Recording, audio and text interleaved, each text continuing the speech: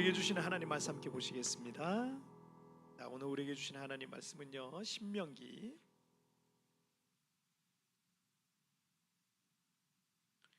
6장 말씀입니다. 신명기 6장. 구약 성경 270페이지 신명기 6장입니다. 신명기 6장. 자, 신명기 6장 1절부터 5절까지의 말씀. 자, 1절부터 5절 한 절씩 교독할 때 제가 1절 말씀 먼저 봉독해 올리겠습니다. 이는 곧 너희의 하나님 여호와께서 너희에게 가르치라고 명하신 명령과 규례와 법도라. 너희가 건너가서 차지할 땅에서 행할 것이니 곧 너와 내 아들과 내 손자들이 평생에 내 하나님 여호와를 경외하며 내가 너희에게 명한 그 모든 규례와 명령을 지키게 하기 위한 것이며 또 내 나를 장구하게 하기 위한 것이라. 이스라엘아, 듣고 삼가 그것을 행하라. 그리하면 내가 복을 받고 내 조상들의 하나님 여호와께서 내게 허락하신 것 같이 적과 꿀이 흐르는 땅에서 내가 크게 번성하리라. 이스라엘아, 들으라. 우리 하나님 여호와는 오직 유일한 여호와시니. 다 같이요. 너는 마음을 다하고 뜻을 다하고 힘을 다하여 내 하나님 여호와를 사랑하라. 아멘. 자, 오늘 말씀 제목 함께 읽겠습니다. 시작. 믿음의 다음 세대를 세워라. 다시 한번 시작. 믿음의 다음 세대를 세워라.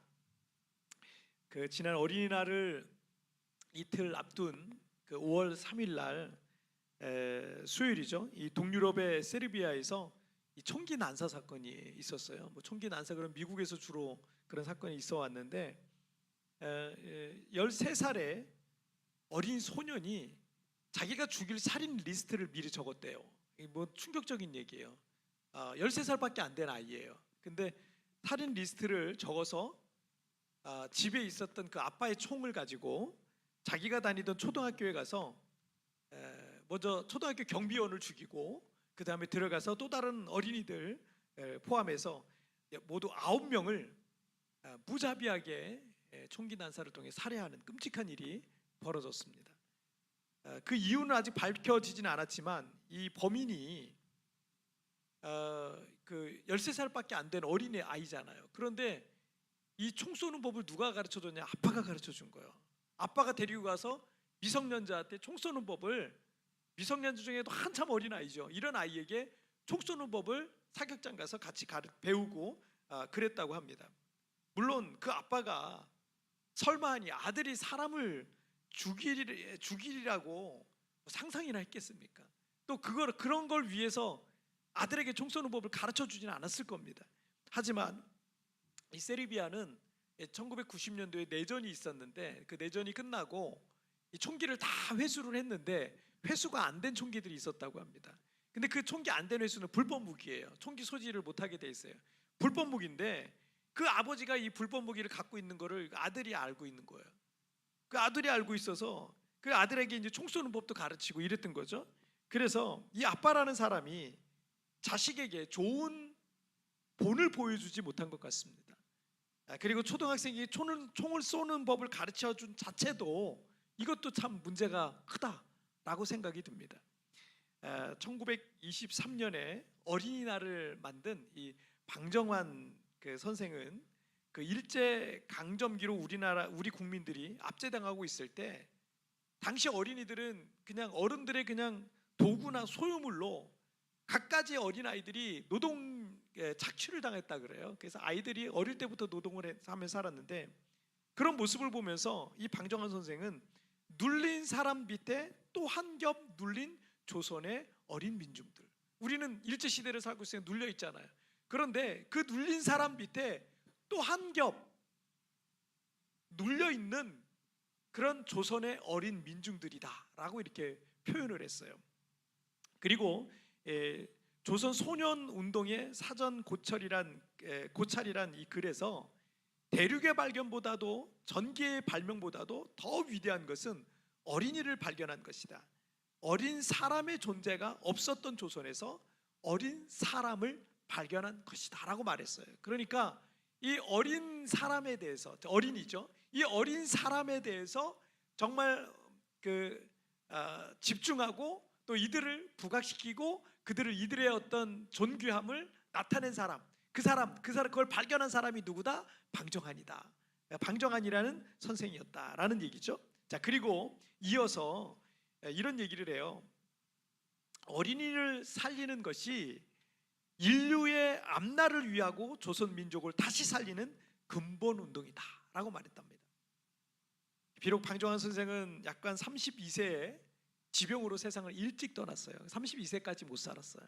그런데 그의 이런 정신이 우리나라 그 이후로 우리나라에 어린이날이 생기고 그리고 대대로 그 어린이들을 귀하게 여겨야 된다, 이런 어떤 그런 정신이 오늘의 이 찬란한 대한민국의 역사를 만드는데 큰 역할을 하지 않았나라고 생각이 듭니다. 세르비아의 총기 난사 사건과 그리고 방정환 선생에 관한 이 말씀을 드렸지만 결국 어른 세대가, 기성세대가 어린이를 어떻게 보느냐, 어떤 가치를 갖고 대하느냐, 어떻게 교육하느냐에 따라서 그 어린이 한 사람의 미래뿐만 아니라 그 어린이가 장차 이끌어 가야 하는 이 사회와 민족의 역사 또한 바뀔 수 있다라는 것을 우리가 기억해야 되겠습니다. 예수님께서 너희가 돌이켜 어린 아이들과 같이 되지 아니하면 결단코 천국에 들어가지 못하리라, 이렇게 주님께서 말씀하셨어요. 지금 당장이라도 천국에 들어갈 수 있는 어린아이 하나가 바르게 양육되지 않을 때 그는 누군가를 해치고 사회를 어지럽히려는 그런 사회의 암적인 존재가 될 수도 있다는 얘기예요. 그러므로 오늘 이 시대의 교회와 우리에겐 어린아이 하나를 믿음의 다음 세대로 세워야 되는 그런 사명이 있다는 것입니다. 자, 우리 첫 번째 주제부터 한번 읽어볼까요? 첫 번째 주제 읽겠습니다. 시작. 행동하는 크리스천을 세워라. 자, 오늘 본문인 신명기 말씀은 모세가 이스라엘 백성들을 출애굽시켜서 40년이 지났어요. 그리고 지금 광야 40년을 마무리하면서 약속의 땅에 들어가기 직전에 출애굽 2세대들에게 이 말씀, 새로운 하나님의 말씀을 하고 있는 거예요. 출애굽 1세대들은 40년 전에 모세의 율법을 통해서 율법 교육을 받았어요. 40년이 지난 이후에 이 출애굽 2세대들에게 새로운 율법의 말씀을 새롭게 가르치기 위해서 신명기라는 성경을 기록하게 된 거죠. 자, 2절 말씀을 한번 보실게요. 2절 읽겠습니다. 시작. 곧 너와 내 아들과 내 손자들이 평생에 내 하나님 여호와를 경외하며 내가 너희에게 명한 그 모든 규례와 명령을 지키게 하기 위한 것이며 또 내 나를 장구하게 하기 위한 것이라. 자, 하나님께서는 이스라엘 백성들에게 이 젖과 꿀이 흐르는 가나안을 주시면서 그들과 그들의 후손들이 철저하게 하나님의 말씀을 지켜 행하기를 명령하시고 있는 거예요. 왜냐하면 그것이 그들의 나를 장구하게 하기 위한 것이다 라는 겁니다. 여러분, 광야에서 40년간의 기간을 보냈던 이스라엘 백성들이 가나안 땅을 지금 눈앞에 두고 있거든요. 그런데 그 가나안 입성 자체가 중요한 게 아니라는 거예요. 주님께서는 지금 이스라엘 백성들을 가나안 땅에 밀어넣는 게 중요한 게 전혀 중요한 게 아니라는 거예요. 아무리 젖과 꿀이 흐르는 축복의 땅에 입성한다 하더라도 그 축복을 감당할 수 있는 사람에게 그것이 복이 되는 거지, 감당할 수 없는 사람에게는요 그건 절대 복이 될 수가 없어요. 오히려 무거운 짐이 되거나 저주가 될 수도 있는 거예요. 어제죠. 1,700억 원이 투입된 세기의 대관식이라고 하는 영국 찰스 3세가 영국을 비롯해서 캐나다와 호주, 뉴질랜드 14개의 연방국이 있죠. 영국 영연방 유나이티드라 그러잖아요. 이 영연방 국가들의 새 왕으로 공식 즉위했습니다. 그래서 그 연방에 속한 나라들은요 다 총리를 두고 있잖아요. 왕이 누구냐면 영국 왕이에요. 자, 작년 이 9월 엘리자베스 여왕이 서거했기 때문에 이미 이 찰스 3세는 작년 9월에 이미 왕으로 승계를 받았어요. 영국 왕으로 승계를 이미 받았습니다. 대관식을 어제 한 거예요.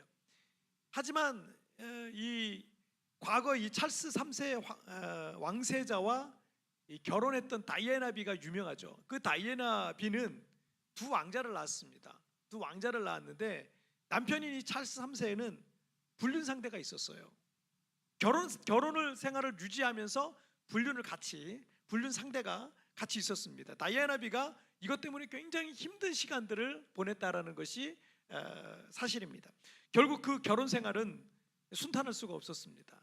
15년 만에 두 사람은 결국 이혼을 하게 되고, 이 다이애나비와 이혼한 뒤 바로 1년 뒤에 이 만인의 연인이었던 이 다이애나비가 비극적인 교통사고로 갑자기 죽게 돼요. 그리고 몇 년 뒤에 찰스 3세는 오랜 세월 동안 불륜에 사형되었던 이 커밀라와 결혼하게 됩니다. 그래서 영국인들에게 이 찰스 왕세자도 그렇고 커밀라도 그렇고 이 비호감 상대였어요. 비호감 상대.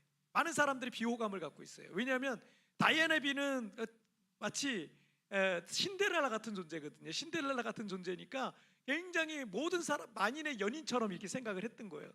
그런데 그 만인의 연인을 괴롭히는 사람이 누구예요? 찰스 왕세자가 불륜을 저지르면서 괴롭히고 있고, 그 불륜의 상대는 커밀라라는 또 다른 여자예요.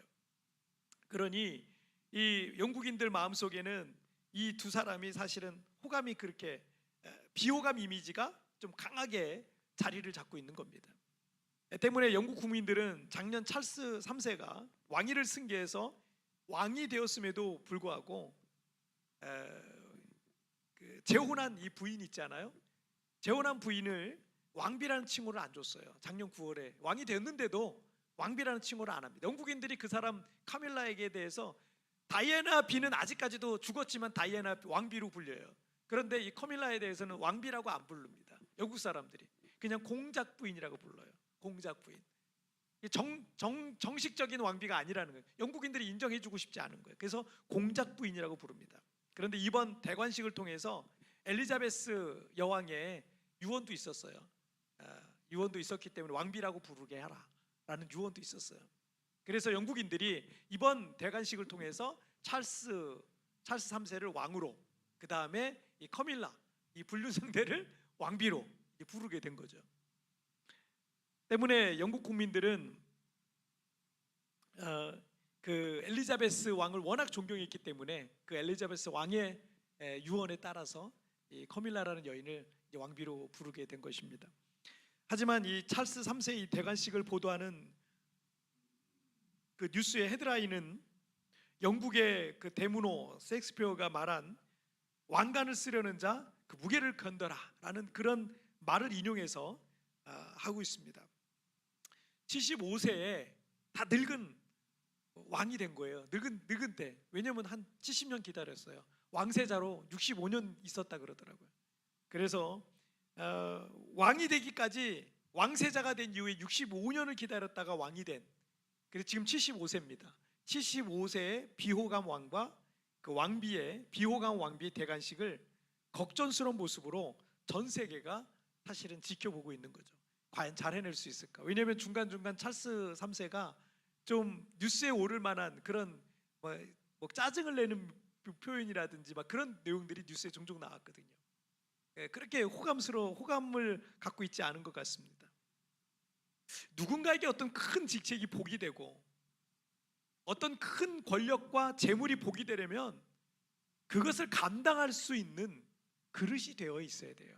그걸 감당할 수 있는 그릇이 되지 않으면 절대 그것은 그 사람에게 복이 될 수가 없습니다. 이스라엘 백성들에게 곧 주어질 약속의 땅, 이 가나안의 입성이 그들에게 진짜 복이 되려면 그들이 그것을 감당할 수 있는 사람들이 되어야 했던 거예요. 그것을 위해서 40년 만에 새로운 율법인 이 신명기가 모세를 통해서 그들에게 지금 전해지고 있는 겁니다. 그래서 오늘 본문 2절에 보니까 약속의 땅 가나안에 입성하는 게 중요한 게 아니라 너의 날이 거기에서 장구해야 되는 게 아니겠느냐. 너의 날이 그 땅에서 너희들이 그 땅에서 길게 오래도록 복을 누리면서 살아야 되는 것이 중요하지 않겠느냐라고 덧붙이고 있는 겁니다. 자, 3절 말씀도 보시겠습니다. 3절 읽겠습니다. 시작. 이스라엘아 듣고 삼가 그것을 행하라. 그리하면 내가 복을 받고 내 조상들의 하나님 여호와께서 내게 허락하심 같이 젖과 꿀이 흐르는 땅에서 내가 크게 번성하리라. 자, 그들이 하나님의 말씀을 듣고 그것을 순종하면 그들이 복을 받고 그 약속의 땅에서 크게 번성하게 될 것이라는 언약의 말씀입니다. 자, 오늘 본문에 보면은요, 여러분 1절에서 너희가 건너가서 차지할 땅에서 행할 것이니 라고 되어 있죠. 2절에서는 그 모든 규례와 명령을 지키기 위한 것이며, 역시 순종과 행동을 강조하고 있고요. 3절에서도 이스라엘아 듣고 삼가 그것을 어떻게 해라? 행하라라고 역시 순종을 강조하고 있는 걸 볼 수 있습니다. 야고보서 2장 26절에서 영혼 없는 몸이 죽은 것과 같이 행함이 없는 믿음은 죽은 것이다 라고 말씀하셨어요.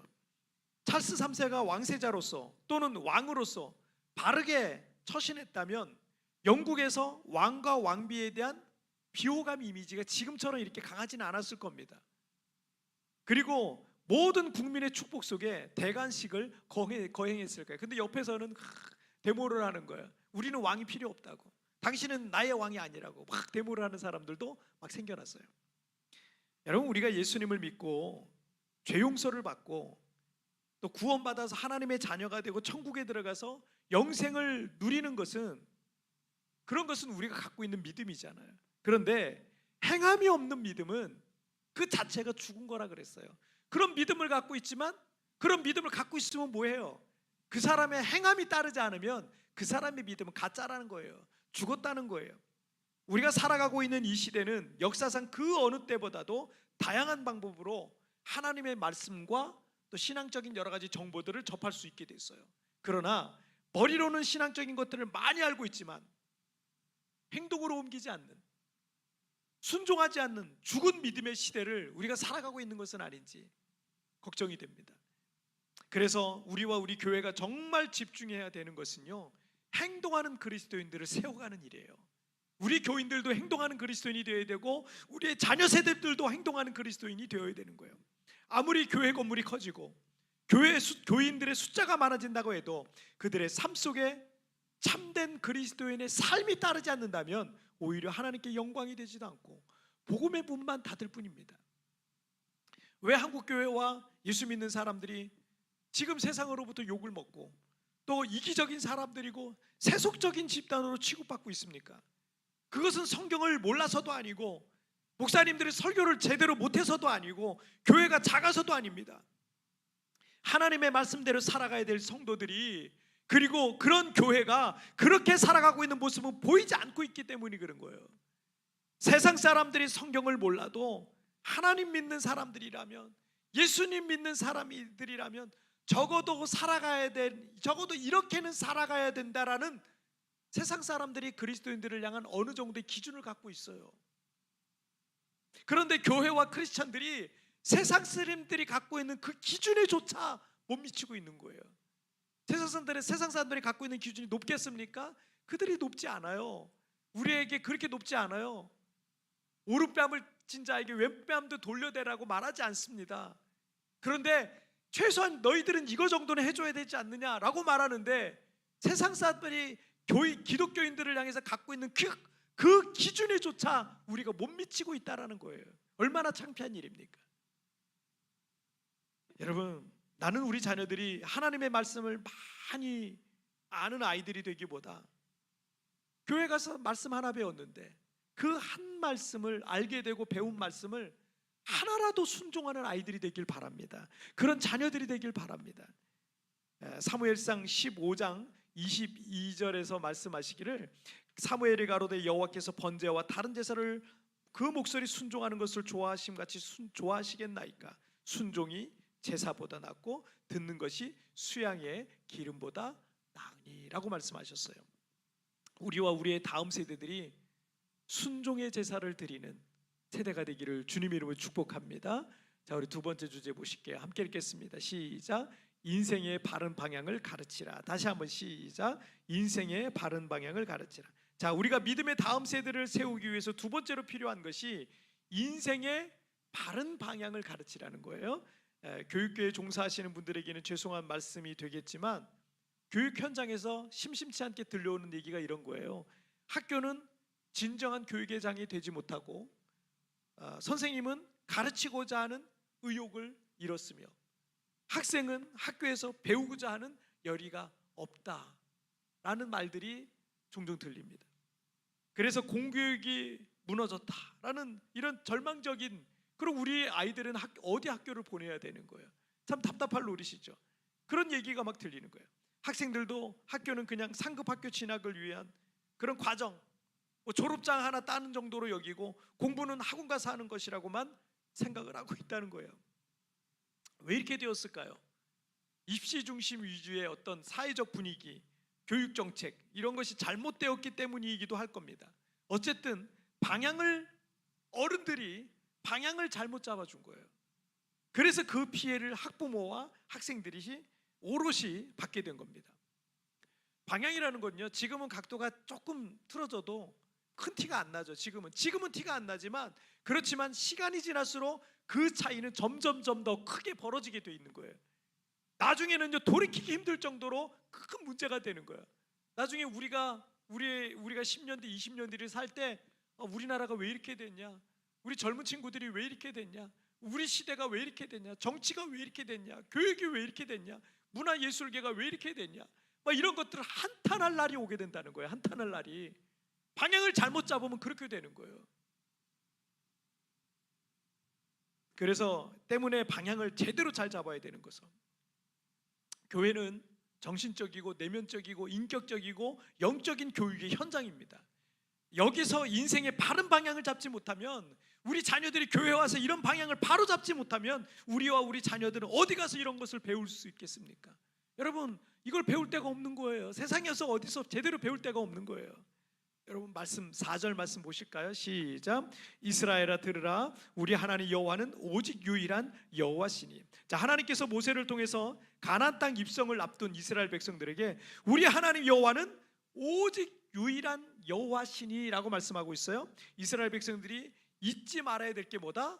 그들이 섬겨야 될 유일한 분은 오직 유일하신 하나님 여호와뿐이시다 라는 겁니다. 사람은 자기가 섬기는 신 또는 우상에 의해서 그 사람의 인생이 결정된다고 해도 과언이 아니에요. 그런데 그 우상과 신은 꼭 영적인 어떤 존재만을 말하진 않습니다. 돈도 우상이 될 수 있죠, 그죠? 그리고 어떤 세상의 권력이라든지 자리라든지 어떤 세상의 즐거움과 쾌락, 사람이 우상이 되기도 하고요, 여러 가지가 우상이 될 수 있어요. 지난 주간에 어떤 가수가 주가 조작으로 많은 사람들에게 피해를 준 것으로 의심을 받고 의혹을 받고 있다라는 그런 뉴스가 있었어요. 그 가수는 변명하기를 자기도 다른 사람 말을 믿고 잘못 투자한 죄밖에 없다, 뭐 이렇게 얘기를 하기도 하고요. 또는 정말 잘못된 마음으로 투자자들을 모아서 이 사람이 주가 조작에 가담했을 수도 있습니다. 그게 어떤 건지 정확히는 몰라요. 하지만 저는 그 뉴스를 보면서 저 사람은 가수 겸 배우로서 크게 성공도 했고 또 여러 사업장을 갖고 있는, 사업으로도 꽤 큰 돈을 번 사람으로 제가 알고 있는데 왜 저런 일에 손을 댔을까, 이런 생각이 들더라고요. 저 정도 돈이면 그 사람이 늙어갈 때까지도 계속해서 그냥 여유롭게 생활할 수 있을 텐데, 이미 유명 연예인으로 사업가로도 부족함이 없었을 텐데, 사람의 욕심이라는 건 끝이 없는 것 같습니다.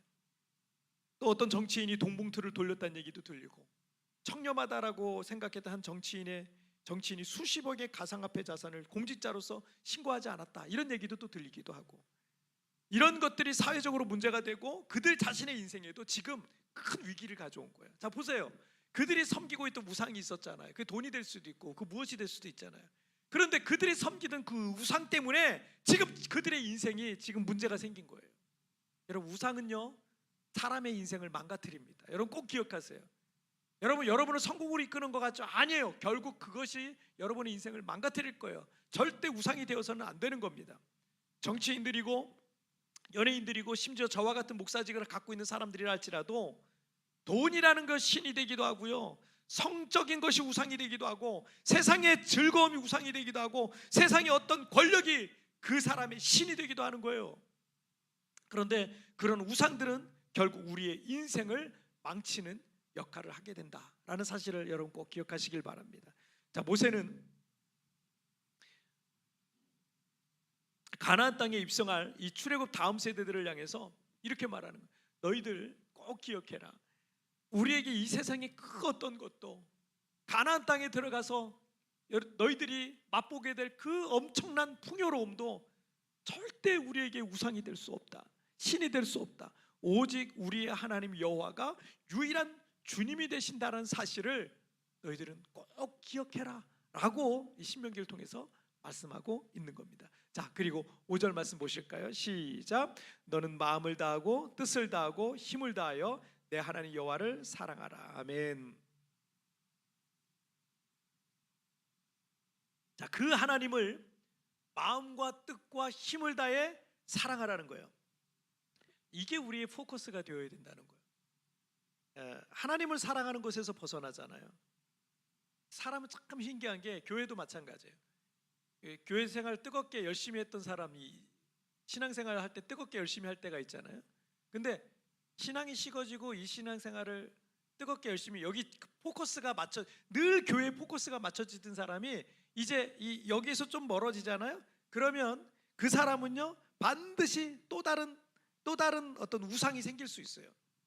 그 사람의 마음에 다른 것이 우상이 되기도 해요. 돈이 되기도 하고 술이 되기도 하고 쾌락이 되기도 하고 어떤 사람이 되기도 하고. 그런데 여러분 중요한 게 뭔지 아세요? 그 우상이 그때부터 그 사람을 조종하기 시작합니다. 그리고 그는 그 우상의 종이 되기 시작해요. 그래서 그 사람이 그 우상이 끄는 대로 그 우상이 말하는 대로 조종당하고 종이 되어서 그렇게 비참하게 살아가게 돼 있어요. 자신은 모르죠. 자기가 종이 됐다는 것도 모르죠. 그런데 종이 돼버리는 거예요. 우상을 섬긴다는 이렇게 되는 거예요. 그리고 그 우상이 내 인생을 그렇게 망치게 될 겁니다. 자, 그러나 우리의 포커스를 우리가 하나님께 맞추면 우리는 모든 것을 하나님께로부터 시작을 하는 거예요. 모든 것을 하나님께로부터 시작합니다. 여러분 우리 교회에서 교회에서 사업을 새로 시작하시는 분들도 보면은 하나님 안에서 시작하는 사업들이 있어요. 철저하게 자신의 것은 버리고 자신의 능력은 버리고 자신의 실력과 경험들 다 버리고 그리고 철저하게 바닥부터 시작해서 하나님께로부터 시작하는 사람들이 있어요. 여러분 하나님이 책임져 주실 겁니다. 왜냐하면 하나님께로부터 포커스를 맞추잖아요. 그럼 하나님이 그 사람의 인생을 책임져 주시는 거예요. 그 사람의 사업장을 책임져 주시는 거예요. 하나님의 관점으로 세상을 바라보고 하나님의 관점으로 사물과 현상과 문제를 바라보게 되는 거예요. 그래서 모든 것이 다 하나님께로부터 다 시작돼요. 나의 모든 것, 우리의 가정의 모든 것, 나의 사업장의 모든 것이 하나님께로부터 시작됩니다. 다른 사람들과의 관계에도 여러분 하나님으로부터 시작하잖아요. 그러면 그 관계가 건강하게 유지되는 거예요. 사람과의 관계 여러분 꼭 예수 안에서 관계를 맺어가시길 바랍니다. 그래야 건강하게 유지가 돼요. 여러분 친해졌다고 해가지고 이 교인들끼리 친해졌다고 해서 다 술 먹고 막 그러고 막 모여가지고 맥주 마시고 막 이래 보세요. 그러면서 교회 욕하고 누구 욕하고 정치 얘기하고 정치 얘기 다 하다가 서로 싸우고 해보세요. 되는지 그게 절대 그 관계 유지가 될 수가 없어요. 그래서 항상 예수 안에 있어야 된다는 거예요. 예수 안에 있으면 그렇게 안 하잖아요. 예수 안에 있으면. 그래서 항상 예수님이 중심이 되어야 돼도 두세 사람 모여가지고 식사할 때요 누가 대표로 꼭 기도하세요. 예수님이 우리 안에 항상 중심이 되신다라는 것을 그렇게 해야 되는 겁니다. 그래야 건강한 관계가 유지되는 거예요. 부부관계도 똑같아요. 여러분 부부관계에도 예수님께서 그 가운데 계시면요 부부가 어떻게 되는 줄 아세요? 부부가 서로 더 사랑해요. 더 이해합니다. 더 배려합니다. 더 섬기는 관계가 됩니다. 부모와 자식 관계 그리고 가정에도요 주 예수님께서 중심에 오시잖아요. 그러면 그 가정에 작은 천국이 만들어지게 되어 있는 거예요. 때문에 예수님이 우리의 방향이 되어야 되는 겁니다. 교회도 예수님이 주인이 되고 목적이 되고 비전이 되어야 건강한 교회가 될 수 있는 거예요. 어떤 카리스마틱한 목사가 그 교회의 중심이 되면 그 목사가 그 자리에서 내려오면 그 교회도 힘을 잃게 될 겁니다. 오직 예수님만이 우리의 중심이며 목표며 꿈과 비전이 되어야 할 것입니다. 우리 자녀들이 이런 인생의 방향을 잡고 나갈 때 그들의 삶을 하나님께서 이끌어 가실 겁니다. 그 인생들을 하나님께서 책임져 주실 겁니다. 하나님께서 그를 통해 놀라운 일들을 이루어 주실 겁니다. 여러분 하나님의 마음에 합했던 다윗을 통해서 하나님께서 내 뜻을 다 이루리라고 말씀하셨어요. 여러분 우리 자녀들이 우리 어린이날을 맞아서 우리 어린 자녀들이 하나님 뜻에만 맞는 그런 삶을 산다면 하나님께서 우리 자녀들을 통해서 더 크고 놀라운 선한 일들을 다 이루시지 않겠습니까? 여러분 그런 놀라운 일들이 여러분과 여러분의 자녀들 그리고 우리와 우리 교회 다음 세대들에게 이런 놀라운 일들이 일어나기를 주님의 이름으로 축복합니다. 자, 오늘 말씀 정리해 볼게요. 오늘 두 가지 말씀 나눴어요. 함께 읽겠습니다. 시작. 행동하는 크리스천을 세워라. 인생의 바른 방향을 가르치라. 자, 믿음의 다음 세대는 첫 번째, 행동하는 크리스천을 세워야 돼요. 머리만 똑똑해진 성도로 키우면 안 됩니다. 한 가지를 알아도, 성경 많이 몰라도 괜찮아요. 근데 한 가지를 알아도 그 한 가지를 순종할 줄 아는, 그대로 순종하고 행동에 옮길 수 있는 크리스천이 되어야 되고요. 그 다음에 두 번째 뭐예요? 인생의 바른 방향을 가르쳐야 되는 거예요. 인생의 바른 방향을 가르쳐야 됩니다. 자, 여러분 이